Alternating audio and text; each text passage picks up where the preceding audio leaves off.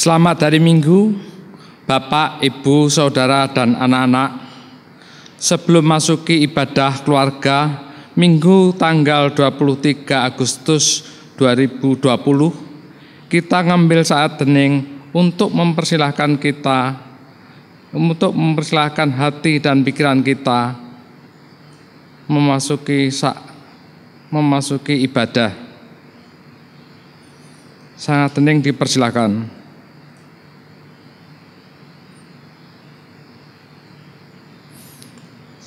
Saat hening cukup. Bapak, Ibu, Saudara, dan anak-anak yang terkasih, mari kita mulai ibadah keluarga minggu ini dengan bersama-sama berdiri menyanyikan Kidung Jemaat nomor 15, bait yang pertama dan kedua. Berhimpun semua.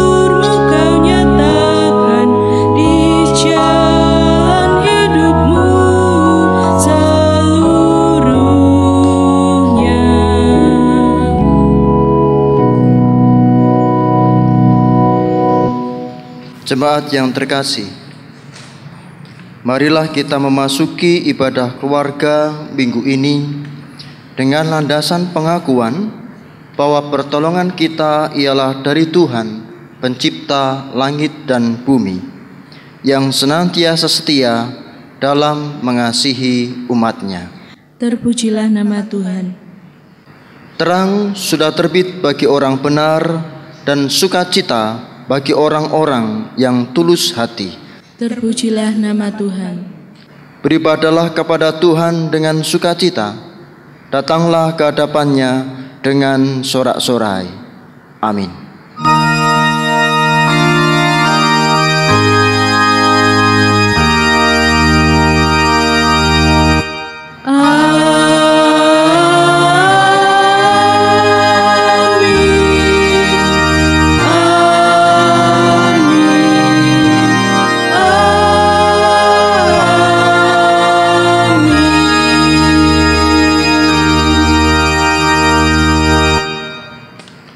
Salam damai sejahtera bagi saudara. Allah Bapa dalam Tuhan Yesus Kristus berkenan menyertai saudara, kini dan selamanya. Jemaat dipersilahkan duduk kembali. Anak-anakku, Bapak, Ibu, dan saudara yang terkasih, ibadah keluarga minggu saat ini akan menggumuli sebuah tema, yaitu pengakuan harus diwujudkan dalam tindakan. Mari bersama-sama memuji nama Tuhan dalam nyanyian Kidung Jemaat 64 bait 1 dan kedua, Bila Kulihat Bintang Gemerlapan.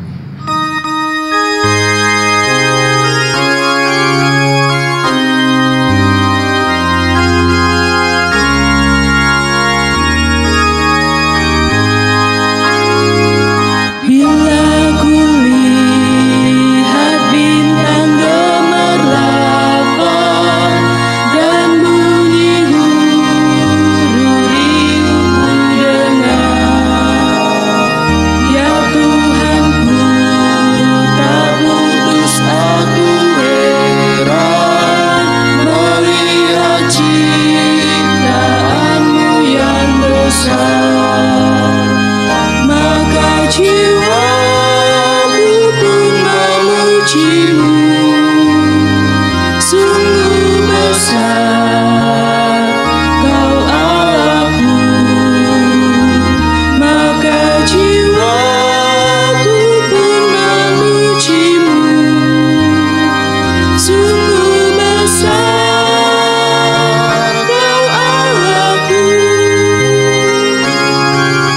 yang kedua.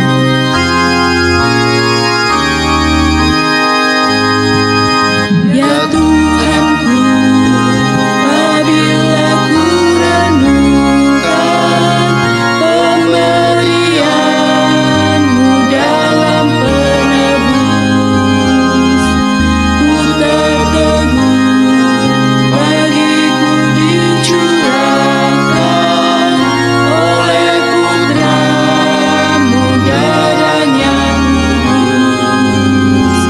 Maka jiwaku pun memuji-Mu, sungguh besar Kau Allahku.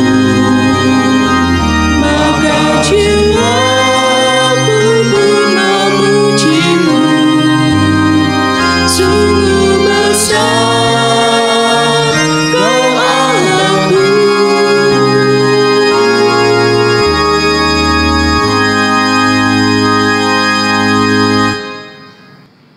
Jemaat yang terkasih, ingatlah kebesaran Tuhan dengan rendah hati.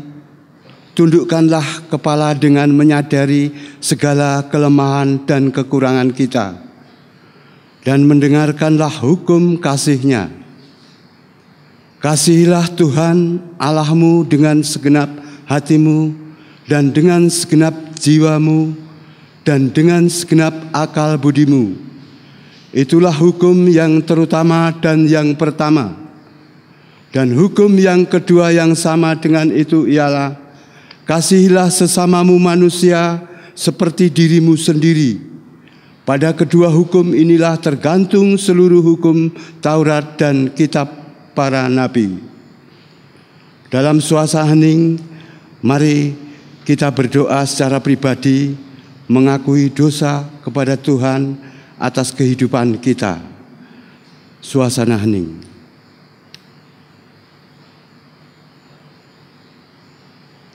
Berilah telinga kepada perkataanku, ya Tuhan, indahkanlah keluh kesahku, perhatikanlah teriakku minta tolong, ya Rajaku dan Allahku, sebab kepadamulah aku berdoa.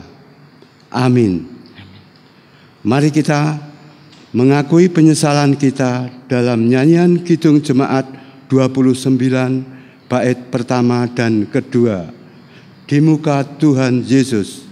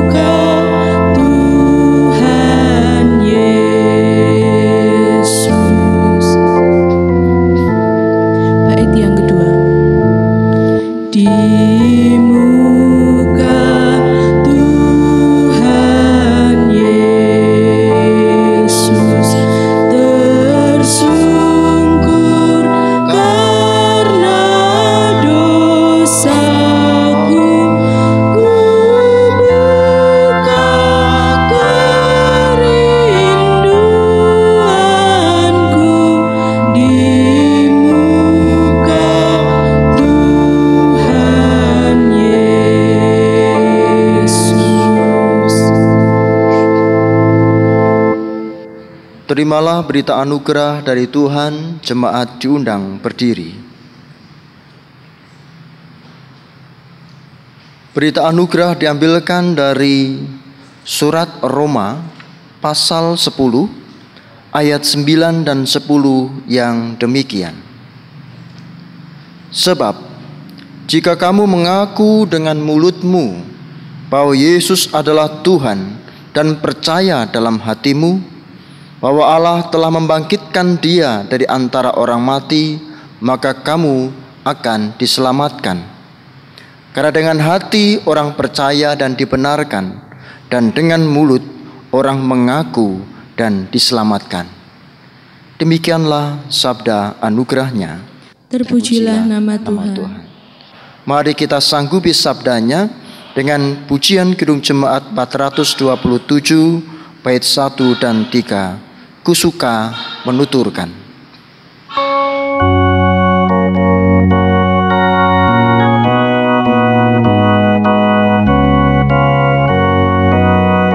Kusuka menuturkan cerita mulia, cerita Tuhan Yesus dan cinta kasih-Nya.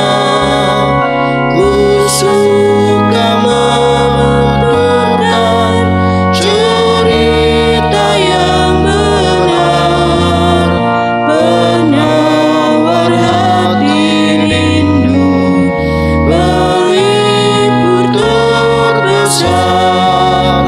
Kusuka menuturkan, kusuka memasyurkan cerita Tuhan Yesus dan cinta kasih-Nya. Bait yang ketiga.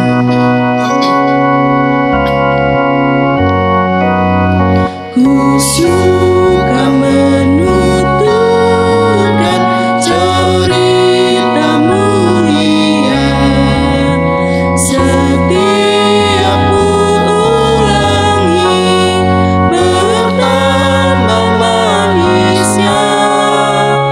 Kusuka menuturkan sabdanya yang besar, dan yang belum percaya supaya mendengar. Kusuka menuturkan, kusuka memasyurkan cerita Tuhan Yesus dan cinta kasih-Nya. Jemaat dipersilahkan duduk kembali. Tiba waktunya bagi kita mendapatkan pelayanan sabda. Mari mohon tuntunan Roh Kudus dalam doa yang kita nyanyikan. Bersabdalah Tuhan, kami mendengarkan.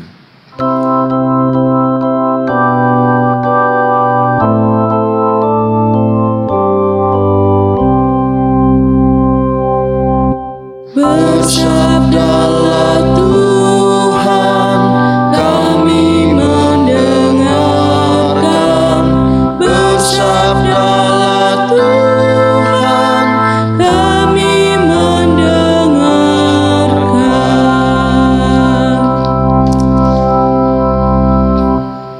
Bacaan pertama diambil dari Keluaran 2 ayat 5 sampai 10. Keluaran 2 ayat 5 sampai 10. Yang demikian firman-Nya.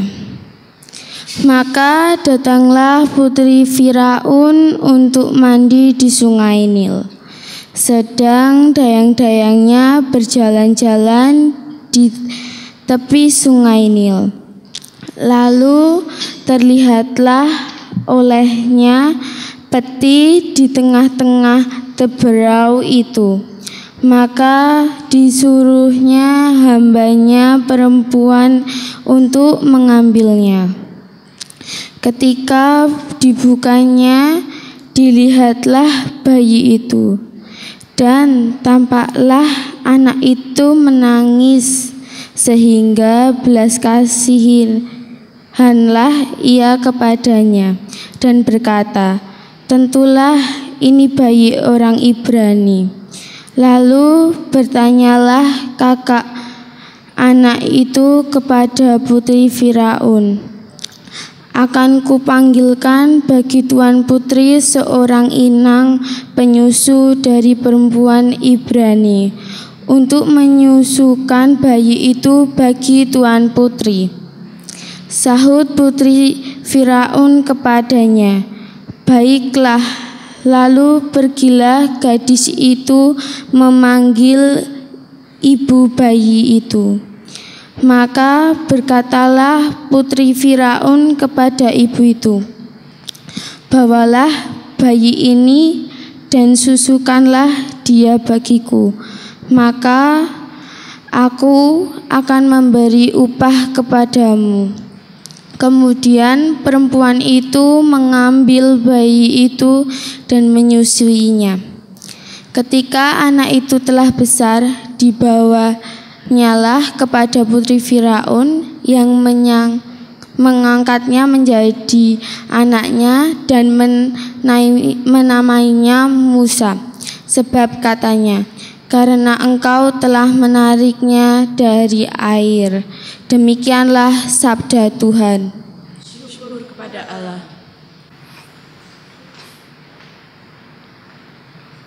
Pembacaan khotbah saat ini diambilkan menurut kesaksian Injil Matius pasal 16 ayat 13 sampai dengan 20.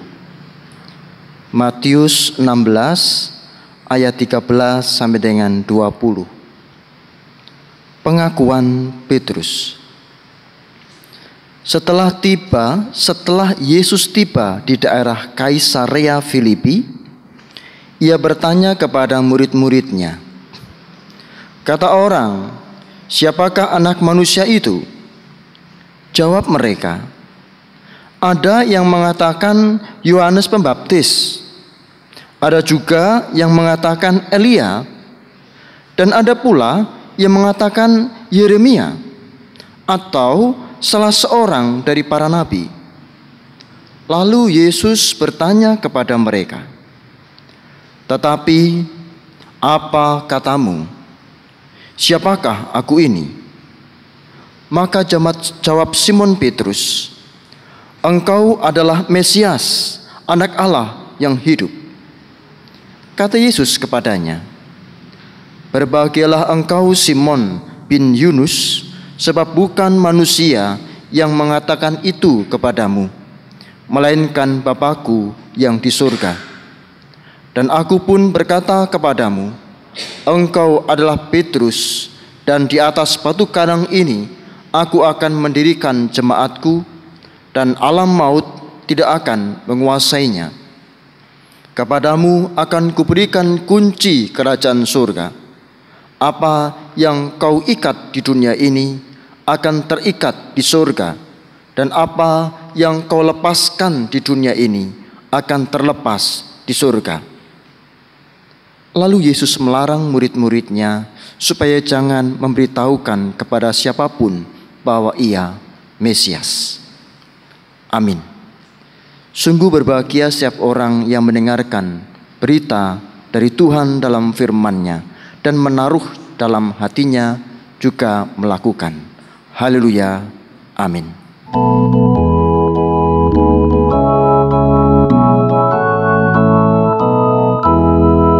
Haleluya, haleluya, haleluya, amin. Haleluya, haleluya, haleluya, amin. Tema khotbah kita saat ini, pengakuan harus diwujudkan dalam tindakan. Bapak Ibu Saudara yang terkasih, harapan akan kedatangan Mesias sesungguhnya tersebar di berbagai pelosok dunia. Di Jawa salah satunya. Kita mengenal dengan yang namanya Sang Ratu Adil.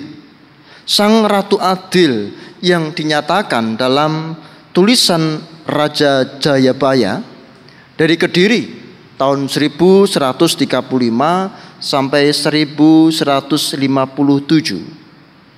Yang mana Sang Ratu Adil tersebut disebut oleh Raja Jayabaya sebagai Satrio Piningit. Selain itu, juga ada tokoh pahlawan yang sering disebut juga sebagai Ratu Adil, orang Jogja, Pangeran Diponegoro. Dia dianggap mampu membebaskan rakyat Jawa dari penjajahan Belanda.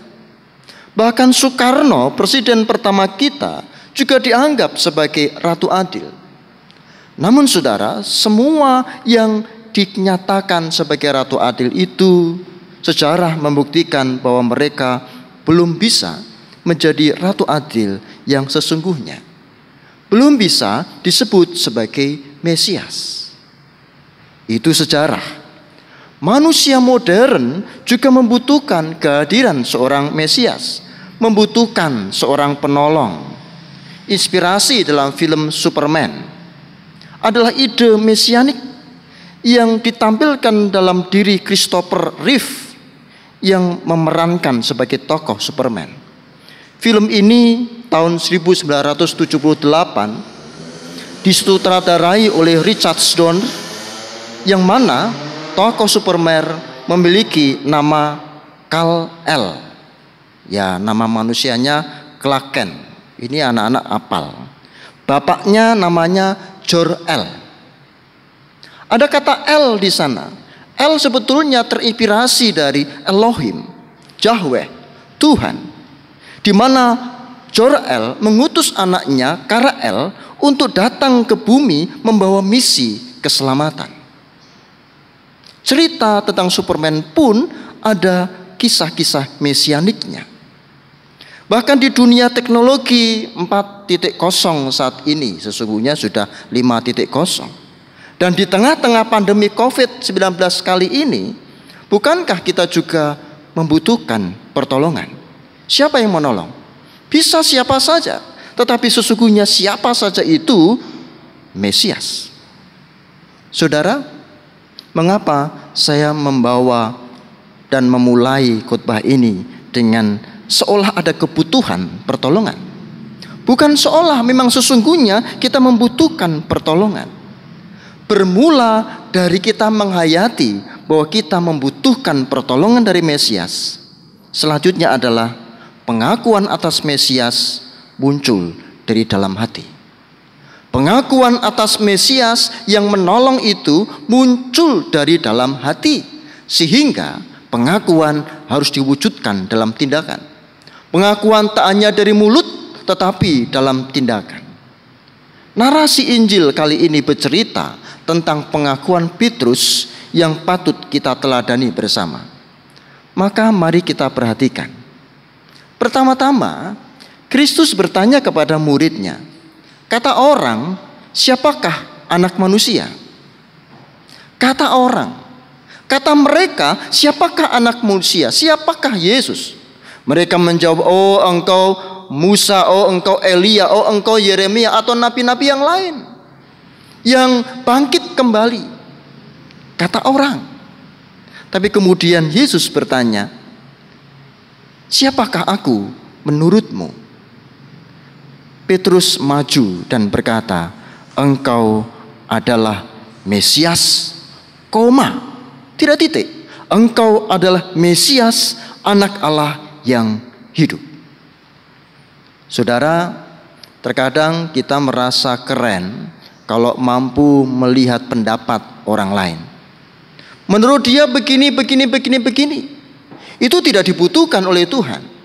Yang dibutuhkan oleh Tuhan, menurutmu aku ini siapa? Dan Petrus patut kita teladani. Dia maju ke depan dan dia mengatakan, engkau adalah Mesias, anak Allah yang hidup. Saudara yang terkasih, yang dibutuhkan Kristus adalah pengakuan yang lahir dari dalam diri kita. Bukan pengakuan karena orang lain, bahkan pengakuan karena ada bantuan. Wah, dibantu oleh gereja, gak enak nih kalau gak mengakui. Salah. Bahkan gereja tidak boleh juga melakukan hal-hal semacam itu yang kadang disebut sebagai kristenisasi. Membantu orang lain tapi embel-embelnya supaya masuk gereja. Salah juga. Bantu yang bantu. Kalau orang mengikut Tuhan, itu adalah kehendak Tuhan dan keputusan diri orang itu sendiri. Roh Kudus yang berkarya. Pengakuan harus lahir dalam diri. Bagaimana bisa sebuah pengakuan diri manusia dilahirkan. Tidak bisa kalau itu karena daya kemanusiaan. Kata Yesus kepada Simon, "Berbahagialah engkau Simon bin Yunus, sebab bukan manusia yang menyatakan itu kepadamu, melainkan Bapa-Ku yang di surga." Ternyata Petrus memiliki pengakuan yang sedemikian besar dan hebat itu karena memang ada pencerahan, mata hati Petrus dibuka oleh Bapa sehingga bisa memberikan kesaksian dan pengakuan, "Engkau Mesias." Bahkan tak hanya itu, Anak Allah yang hidup.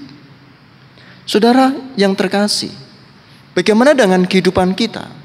Persoalannya bukan soal mengaku. Saya yakin kalau saya tanya sekarang, mengaku Yesus Kristus Mesias? Katakan amin. Semuanya pasti mengatakan amin. Tapi hati-hati, jangan-jangan itu pengakuannya Petrus yang Anda tiru, yang saya tiru juga. Bagaimana agar kita merasakan bahwa Kristus memang penolong dalam kehidupan kita? Bersediakah kita membuka hati kita untuk Tuhan? Bersediakah kita membuka hati kita? Tuhan datang di sana mencerahkan kita dan kita melihat bahwa oh betul Kristuslah Sang Mesias. Saudara yang terkasih, memahami dan menghayati Kristus tak cukup soal pendapat orang lain, tak soal bagaimana saya membaca buku teologi yang luar biasa kemudian pintar mengatakan siapa Kristus. Pengakuan terhadap Kristus yang lahir dalam hati itu karena kehadiran Tuhan. Maka saudara, ciri yang pasti bisa dilihat mereka yang mengaku bahwa Kristus Mesias adalah pengakuan itu dilahirkan di dalam tindakan. Tindakan-tindakannya adalah tindakan-tindakan religius yang faktual, yang mendarat, yang membumi, yang bersama dengan banyak orang. Orang yang mengakui Kristus adalah Mesias adalah mereka yang juga mau bersama dengan orang lain membantu mereka. Bukannya orang yang sibuk hanya di dalam gereja. Maka sekarang banyak orang bingung. Para aktivis bingung. Karena biasanya sibuk dengan kehidupan bergereja, pelayanan ini itu, kok sekarang pandemi tidak ada. Kerinduannya luar biasa, tetapi apakah kerinduannya untuk melayani Tuhan? Bukankah Tuhan Yesus juga berkata, "Saudaraku yang paling hina itu mewakili aku." Pengakuan akan Mesias harus diwujudkan di dalam tindakan. Petrus adalah teladan yang baik. Dan kita tahu Petrus tak sehebat Paulus. Tetapi Petrus tetap dipanggil Tuhan. Petrus bukan mahasiswa seperti Paulus. Petrus, Paulus, Yakobus ataupun yang lain menjadi setara, menjadi sama bagi Kristus. Kenapa? Karena mereka dihadiri Tuhan. Demikian juga dengan kita. Siapa kita? Pekerjaan kita, status kita. Jangan mengambil kesimpulan ketika kita ekonomi lemah lalu Tuhan tidak hadir. Semuanya dihadiri oleh Tuhan. Semuanya dibuka oleh Tuhan. Dan semuanya punya kans untuk selamat dan ditolong oleh Mesias sejati. Selamat menghayati saudaraku. Di tengah-tengah pandemi ini kita membutuhkan pertolongan Mesias. Kita membutuhkan penguatan dari Mesias. Kita harus dihadiri oleh Bapa.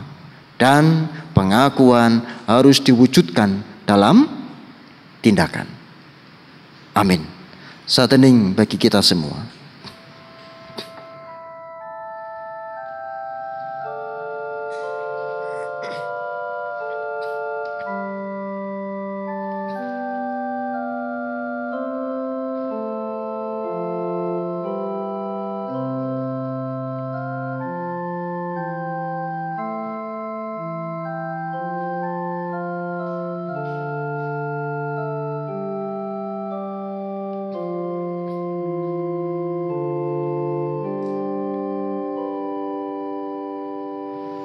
dalam keteduhan dan keheningan, kita ucapkan syukur kita atas firman Tuhan di dalam doa.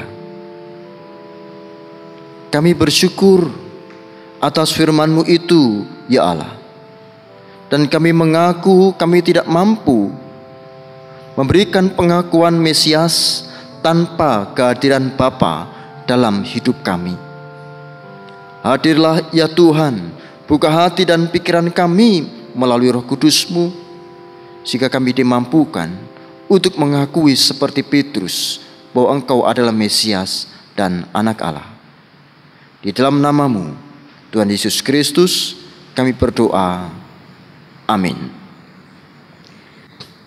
Bapak, Ibu, Saudara dan anak-anakku, marilah kita mempersembahkan yang terbaik kepada Tuhan sambil mengingat sabda yang diambil dari Roma 11 ayat 36 sampai 12 ayat 1 yang demikian. Sebab segala sesuatu adalah dari Dia dan oleh Dia dan kepada Dia. Bagi Dialah kemuliaan sampai selama-lamanya. Karena itu, saudara-saudara, demi kemurahan Allah, aku menasihatkan kamu supaya kamu mempersembahkan tubuhmu sebagai persembahan yang hidup, yang kudus, dan yang berkenan kepada Allah. Itu adalah ibadahmu yang sejati. Untuk mengiringi persembahan, mari kita mempersembahkan pujian dalam nyanyian Kidung Jemaat nomor 403 bait 1 dan 2. Hujan berkat kan tercurah.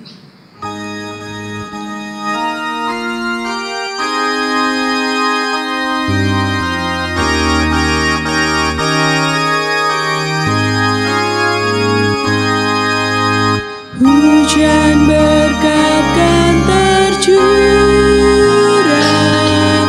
itulah janji kudus. Hidup segar dari sorga kan diberi penebus.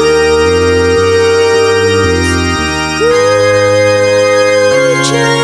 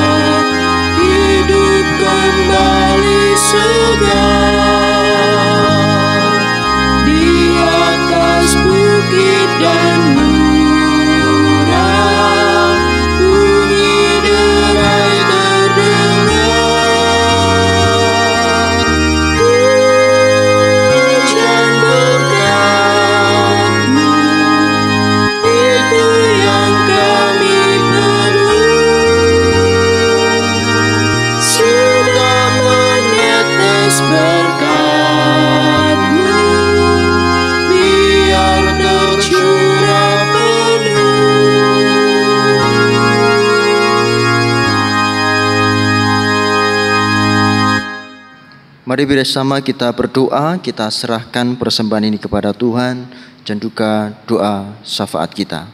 Mari kita berdoa. Tuhan kami yang esa, yang kudus dan setia, kami bersyukur pada hari ini kami masih mendapatkan waktu dan kesempatan untuk melakukan ibadah online. Semuanya itu terjadi karena kasih Tuhan atas kami. Dan kami secara khusus menghaturkan syukur kami dalam bentuk persembahan. Kiranya Tuhan bersedia menerima dan memberkati persembahan ini. kami yakin Tuhan ada. Ya Allah, kami juga berdoa secara khusus untuk kami semua di dunia ini yang mengalami pencobaan besar dalam pandemi COVID-19. Kiranya ya Tuhan, Roh Kudus-Mu hadir bersama dengan kami, menguatkan kami, bahkan bersama-sama dengan pemerintah yang bekerja keras, bersama dengan pihak-pihak terkait, juga bersama dengan masyarakat. Kiranya vaksin segera bisa digunakan sehingga kami bisa lebih baik lagi dalam menjaga kesehatan kami. Kami mohon penyertaan-Mu, ya Yesus. Dan secara khusus kami berdoa di bulan Agustus ini kami masih merayakan suasana HUT Republik Indonesia, Negara Kesatuan yang kami sayangi, ulang tahun ke-75. Kiranya semboyan kami Indonesia Maju bisa dipenuhi, tentu bukan hanya karena daya kemanusiaan kami, namun juga karena penyertaan Tuhan. Secara khusus pula kami berdoa untuk jemaat-Mu, lebih khusus lagi jemaat GKJ Jatimulyo. Datanglah ya Tuhan pada kami semua, di setiap keluarga kami, di setiap pergumulan-pergumulan kami. Bahkan kami berdoa untuk saudara-saudara kami yang sedang sakit secara jasmani, yang tidak kami sebutkan satu persatu, dan juga saudara-saudara kami yang dalam pergumulan-pergumulan peperangan rohani. Kiranya Tuhan, penyertaan-Mu ada bersama dengan saudara kami ini, dan kami saling membantu satu dengan yang lain menjadi anak-anak-Mu. Dan kami juga berdoa, mampukanlah kami ya Allah untuk berhubungan, berelasi dengan banyak orang dalam landasan kasih. Karena itulah yang menyatukan kami dalam kehidupan berbangsa, bernegara, meskipun berbeda-beda, namun tetap satu juga. Ya Tuhan, kami berdoa untuk anak-anak kami yang saat ini masih sekolah dengan menggunakan metode online. Kiranya ya Tuhan, penyertaan-Mu ada. Berikan kecerdasan, berikan kemampuan, dan masa depan bisa diukir dengan baik karena penyertaan-Mu. Izinkan kami ya Tuhan untuk berdoa secara pribadi.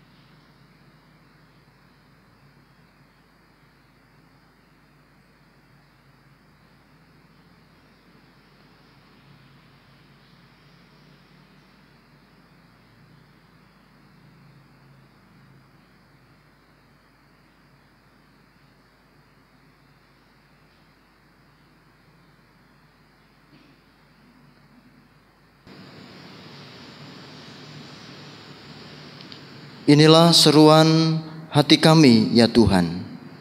Dengarkanlah doa-doa kami. Di dalam nama-Mu ya Allah yang telah mengajarkan doa kami akan berdoa bersama-sama. Bapa kami yang di surga, dikuduskanlah namamu, datanglah kerajaan-Mu, jadilah kehendak-Mu di bumi seperti di surga. Berikanlah kami pada hari ini makanan kami yang secukupnya, dan ampunilah kami akan kesalahan kami, seperti kami juga mengampuni orang yang bersalah kepada kami. Dan janganlah membawa kami ke dalam pencobaan, tetapi lepaskanlah kami daripada yang jahat, karena Engkaulah yang mempunyai kerajaan dan kuasa dan kemuliaan sampai selama-lamanya. Amin.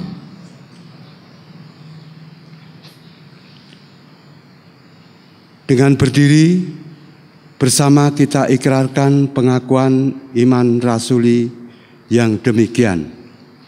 Aku percaya kepada Allah, Bapa yang Maha Kuasa, Khalik langit dan bumi, dan kepada Yesus Kristus, anaknya yang tunggal Tuhan kita, yang dikandung daripada Roh Kudus, lahir dari anak darah Maria, yang menderita di bawah pemerintahan Pontius Pilatus, disalibkan, mati dan dikuburkan, turun ke dalam kerajaan maut, pada hari yang ketiga bangkit pula di antara orang mati, naik ke surga, duduk di sebelah kanan Allah Bapa yang Maha Kuasa, dan akan datang dari sana untuk menghakimi orang yang hidup dan yang mati. Aku percaya kepada Roh Kudus, gereja yang kudus dan am, persekutuan orang kudus, pengampunan dosa, kebangkitan daging, dan hidup yang kekal. Amin. Bawalah damai Tuhan, karena kasih-Nya cukup besar bagi hidup kita. Syukur kepada Allah. Jadilah pelayan-pelayan bagi Kristus, sebab kita telah dilayaninya dalam pengorbanan di kayu salib. Syukur kepada Allah. Tuntunannya kekal, kini dan selamanya. Amin. Terimalah berkat Tuhan.